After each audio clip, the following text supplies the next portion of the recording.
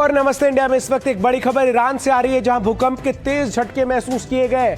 Iran में बंदर अब्बास में 4.1 की तीव्रता का भूकंप जो है वो महसूस किया गया है और भूकंप के बाद दहशत में लोग नजर आए हैं। अब तक किसी भी नुकसान की खबर सामने नहीं आई है। आपको बता दें कि युद्ध शुरू होने के बाद ये दूसरी बार है जब ईरान में भूकंप के झटके महसूस किए गए हैं। तो बड़ी खबर ईरान से आ रही है, जहां ईरान में भूकंप के तीव्र झटके महसूस किए गए हैं, जिसकी रिक्टर स्केल पर तीव्रता 4.1 मापी गई है।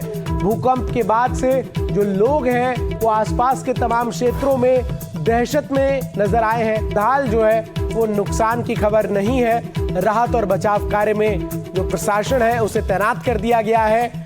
एक तरफ ईरान जो है वो युद्ध की विभीषिका को झेल रहा है, दूसरी तरफ प्रकृति की मार भी लगातार वो झेल रहा है और भूकंप के झटके जो है वो महसूस किए गए हैं। राजीव रंजन हमारे सहयोगी अधिक जानकारी के साथ इस खबर पर जुड़ रहे। राजीव, ये दूसरी बार है युद्ध शुरू होने के पश्चात की भूकंप के तीव्र झटके महसूस किए गए हैं। क्या जानकारी सामने आई है? नेचुरल फिनोमेना है या और कुछ वजह? देखिए, अभी फिलहाल जो कहा यह जा सकता है कि भूकंप के झटके वहां महसूस हुए हैं। 4.1 जो है रिक्टर स्केल में नापा गया है। लेकिन आपको ये बता दें कि जो हालात है उससे देखते हुए आसानी से यकीन करना मुश्किल है। कहीं ऐसा तो नहीं है कि ईरान कोई मिसाइल या कोई किसी कुछ टेस्ट ऐसा कर रहा है और जमीन के अंदर जब इस तरह से टेस्ट किया जाता है तो भूकंप के झटके महसूस होते हैं। युद्ध के जो आपके एक हफ्ते से ज्यादा हो गए और उसके बाद जिस तरह से लड़ाई जो है एक दूसरे दौर में पहुंच गया, अमेरिका और इजराइल जिस तरह से लगातार ईरान पर हमले कर रहे हैं और ईरान को के पास जो कह सकते हैं कि बहुत ज्यादा विकल्प बचा नहीं है।